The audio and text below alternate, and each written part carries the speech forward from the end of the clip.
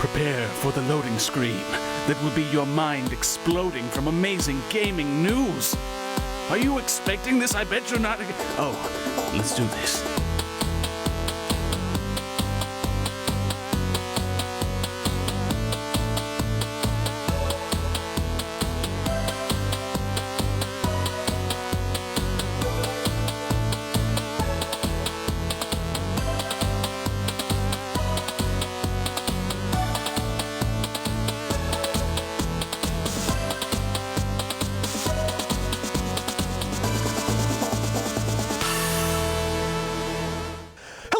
Welcome back to Respawn TV. I'm your host, Evan Van Zant, and this is your source for gaming and tech news. Let's start things off with this week's up-and-coming releases. You can look forward to seeing these titles and many more released throughout the month on your favorite platforms.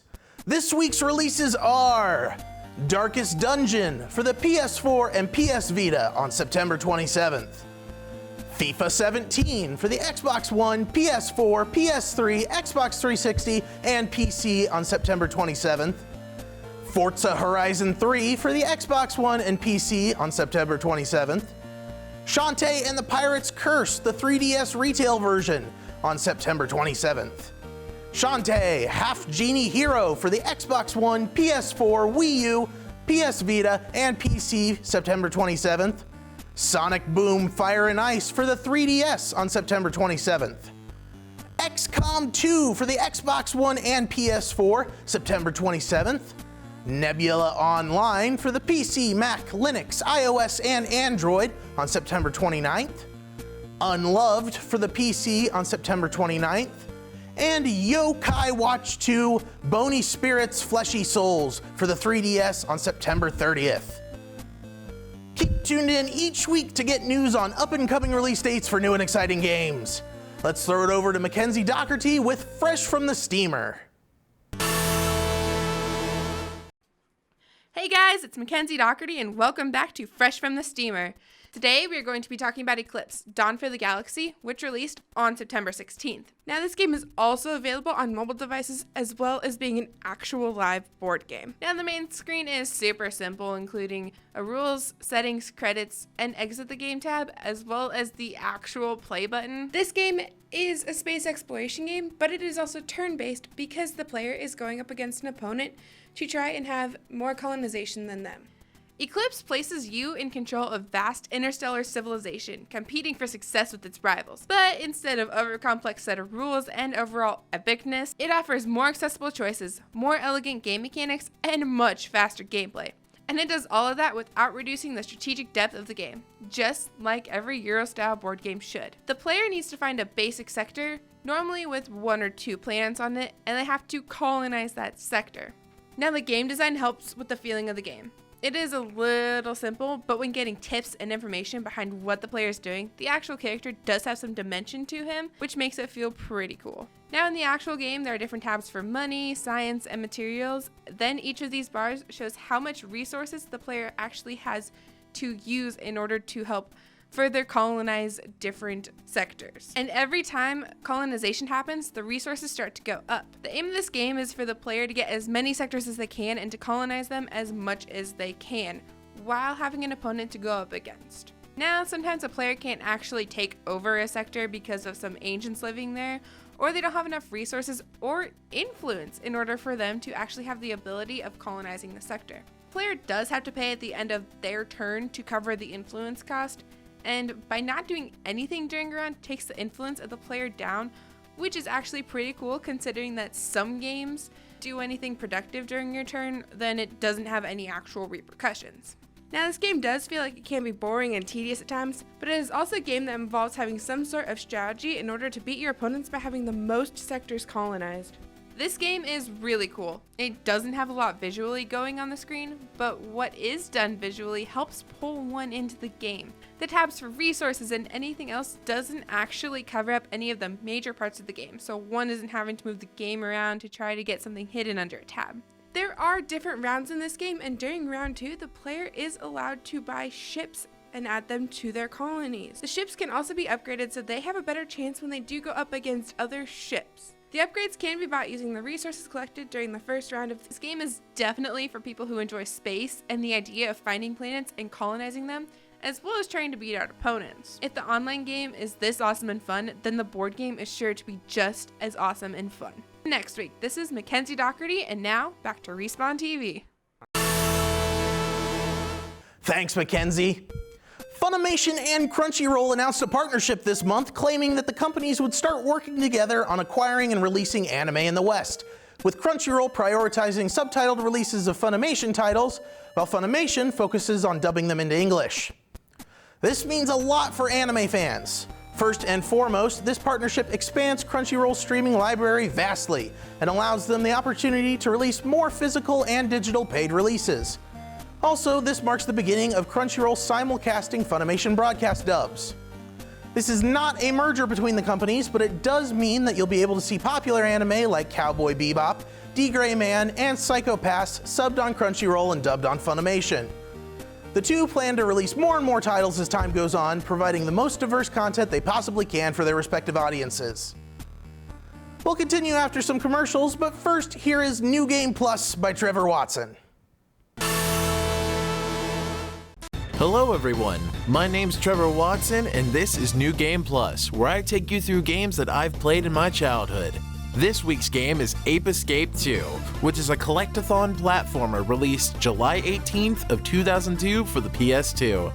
You play as Jimmy, the cousin to the first game's hero Spike, who just made a huge mistake, and now all of Spike's hard work has been undone. Send these newly designed pants to Monkey Park for me, would you mind? It's a delicate machine, so be careful not to overload it. With the help of Natalie and the professor and your little companion Pipichi, you have to set out once again and catch all those pesky monkeys led by the notorious Spectre. Wow, a white monkey. What? Spectre? Oh no, it's happening again! Travel through many incredible worlds, designed full of character and detail, and a beautiful soundtrack, as you have to recapture a ton of monkeys. Learn to use new gadgets in the trainer before you head out, and use them to solve puzzles so that way you can land another capture. This time around, Spectre has backup, a team of 5 really powerful super monkeys called the Freaky Monkey 5. Well, I'm Blue Monkey. The boss has ordered me to stop you, so I'm afraid that's what I gotta do. Each one is a gauntlet of puzzle-based combat where the timing and the tools that you use mean everything.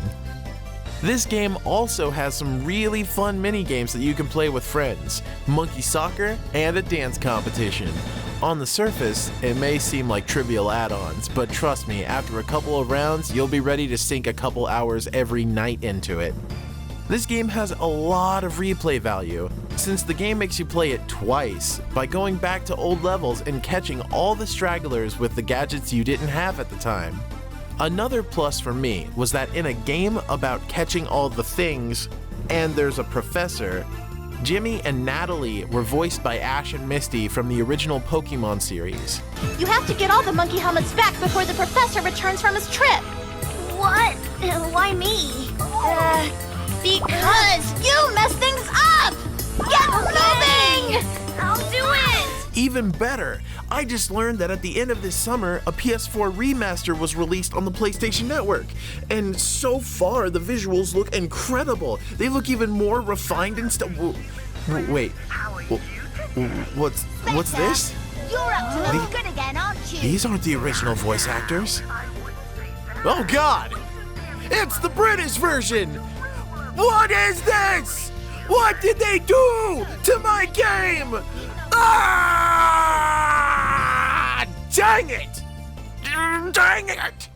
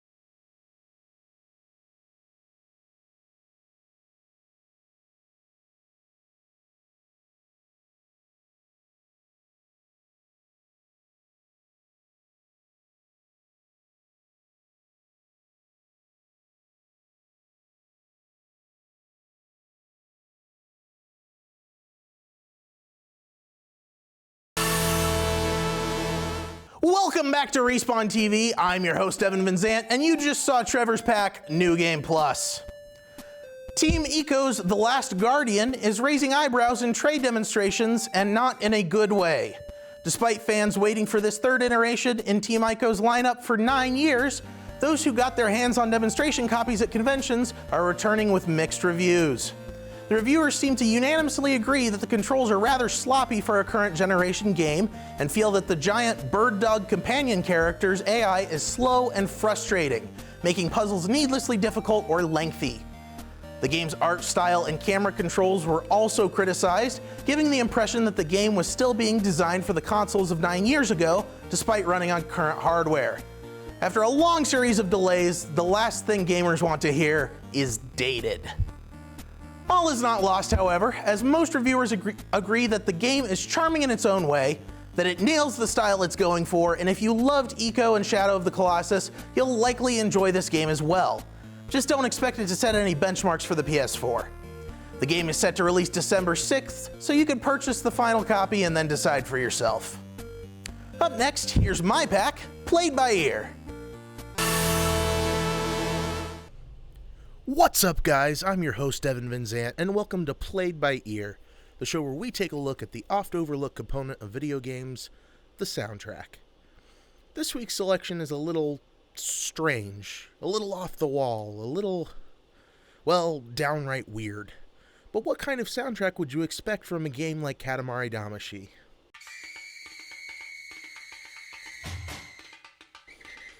Though well loved by their fans, the Katamari Damacy games will probably catch you off guard at first. The style is so distinctly Japanese that it hurts, which you've probably already deduced from the clips I'm showing. The concept is simple.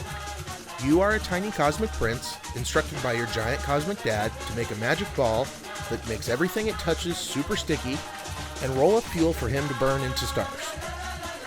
Katamari's got some weird scenery, a weird story, and some weird mechanics, but nothing compares to the wonky music that plays underneath the pure chaos. I know you're used to me using big words and pointing out specific instruments, but, well, just listen.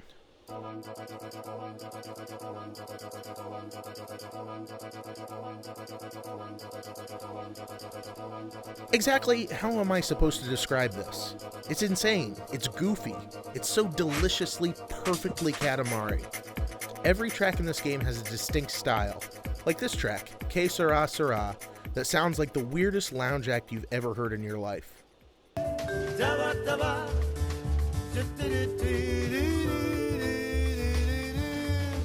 I know you love me. I wanna word you up into my life. It's an easy soundtrack to criticize because of its eclectic nature and strange style, but in the end, what did you expect from a Katamari game? The fact of the matter is, it's a weird soundtrack for a weird game. Sometimes, it's better to just sit back and enjoy it. I'm Devin Van Zant, and this has been Played by Ear. And for your listening pleasure, here's the game's theme, Katamari on the Rocks.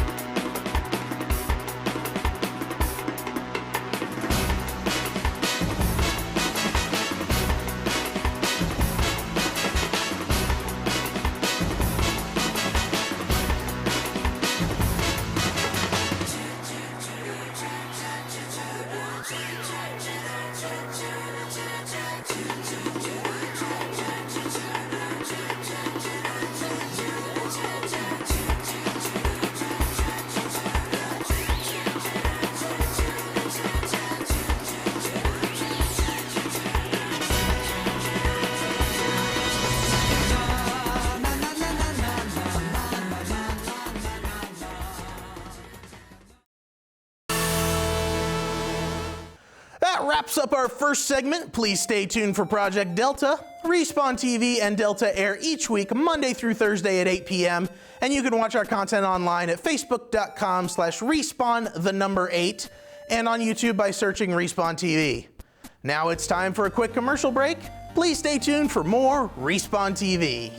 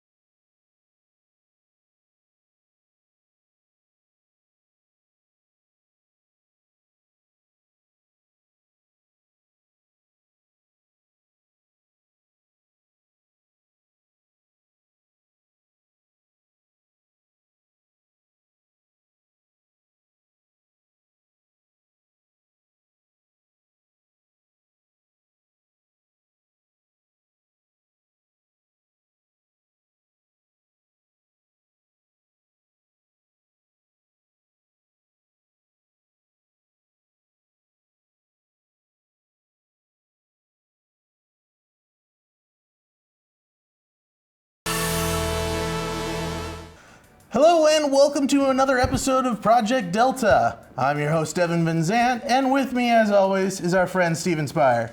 Hello, everybody. What are we playing this week, Steven? We are playing Pokken Tournament for the Wii U. All right, so what kind of game is this? It's a fighting game, but unlike an RPG like the main series games, this one's actually based off of the Tekken series. The team that actually worked on Tekken actually helped to create this game. Neat. As you can see here, we've actually got a roster of some of the Pokemon that are in it. We've got Pikachu in here twice, which... Because of reasons. Yeah, because apparently Pikachu's the mascot, so he gets priority over everybody else. We got some Hoenn starter representation too. Yeah, got almost every generation up here, except for 6th gen. Which apparently the roster is actually going to be expanded later on. Because Darkrai is actually coming out on the arcade version, so we can expect to see it on the Wii U version as well. And then later on, there's rumors going around that Scizor and Empoleon will also be available in this. Now then, what he's doing right now is selecting the support, and the support basically helps you like during your fight. Each one has something different. Some of them do disruption, some of them give you bonuses, and a few of them actually restore a little bit of your health, which is rather handy. You can see right here that the game looks absolutely gorgeous. They put a lot of detail into all the Pokemon that they put into it. So this kind of looks, from the outside, it may look a little bit like a Smash game or like, I don't know, just sort of like a basic fighter. But as we learned from like the 15-minute tutorial, it is a very complicated game with a lot of moves and stats and meters and things. And I am using none of them right now because I'm talking. There, that's a thing. That's a grab right there that you just did. And cool thing about grab is that it actually goes through your opponent's shield. So you can actually grab them while they're blocking, which is rather handy. The game actually is sort of principled on a sort of rock, paper, scissors type mechanics in that there are 3 kinds. There's counterattack, regular attack, and then grab. Each one of them sort of counters each other in a rock, paper, scissors sort of style. So are type advantages a thing in this game, or is it just the rock, paper, scissors of the fighting styles? Yeah, it's just the rock, paper, scissors fighting styles, because if weaknesses and immunities actually were a factor, then some Pokemon wouldn't stand a chance. Like Machamp would not be able to defeat Chandelure because it's a ghost type. But in this game, typing doesn't actually matter. So you don't take super effective damage. I mean, you can also use your special as well. It's not accurate to the Pokemon universe, but it does do wonders for balancing the game, I'm sure. Yeah. Since the roster's so small, it's not exactly fair that... You might want to use your burst. Buttons. Yeah, there you go. I know how buttons work. And then if you do it again, you can use a burst attack, or you could just finish off your opponent instead. That also works. I like hitting things. It's what I do when I don't understand something. I just hit it. Me smash. Me hit with rock. That is how I play games, sir. Afterwards, depending on how well you did, like on blocking technique and bonus and things like that, you'll actually get a certain amount of money that you can actually spend on like clothes and other stuff for your trainer. And leveling up will actually enable you to increase some of your stats. You want to go with this? Sure, I'll Show show off. how it's done. Show off your amazing winning skills. Sure thing. And you go ahead and talk while I'm doing this. All right, so this was actually a pretty, it was surprising to me because I had not heard of it prior to this, but it was a very much anticipated game, and a lot of people had ported it from Japan the day it came out instead of waiting for it to come out in the US, which, if I remember correctly, it wasn't that long of a wait. So people were really excited for this game. It's interesting. It's not like a main series Pokemon game, and usually those don't do nearly as well, but people were really hyped up for this game. It's actually a lot of fun as well. The campaign's sort of weird in that the entire thing's basically a long tournament, but apparently Shadow Mewtwo is starting to cause trouble. I actually haven't gotten that far yet. Ooh. So does this relate to any of the other games in any way? Even I don't know, the other tournament games or Coliseum or anything like that? No, not really. While it is sort of like a Coliseum in that it's sort of a different spin-off. Ooh. Look at that. Yep, there we go. Fire tornado. Fire-nado. And then different cheering things will actually have different effects on the battle. The basic one just automatically refills your unused support character. There's other ones that fill up like your burst gauge and things like that. I am trying to get the phase shift to happen. Blaziken just keeps... You want to block? Yeah. There you go. It's kind of weird to see a Blaziken play defense. Ah, there we go. That's what I've been trying to do. Hex. It actually does more damage if your opponent actually has statuses on them, but it actually has a very specific amount of range. So every Pokemon in this game plays really differently from what I'm seeing. But they're still able to balance it out. That's pretty neat. I like games that really diversify their fighting styles. There are a lot of fighting games where, changing characters just kind of changes what your attacks look like and what your... And this is a burst attack. It's basically just a cutscene that does a bunch of damage. Chandelore's is called Final Flicker. It's some of the attacks are actually based off of actual attacks from the game, but other ones are actually based off of the Pokemon's Pokedex entries.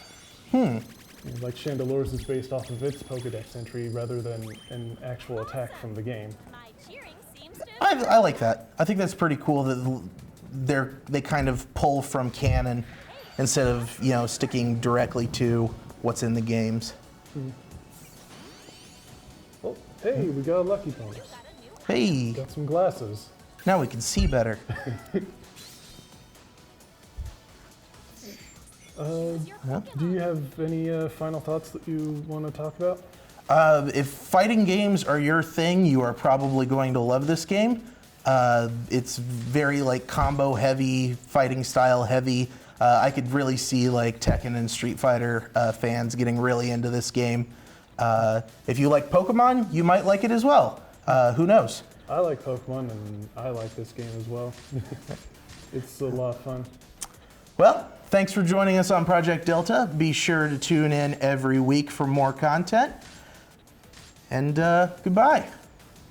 We will see you all next week with a Wii U game as well. It's going to be great. It's going to be super fun. Oh, super fun's the best kind of fun. But what about mega fun? I don't know if we can achieve that in this time.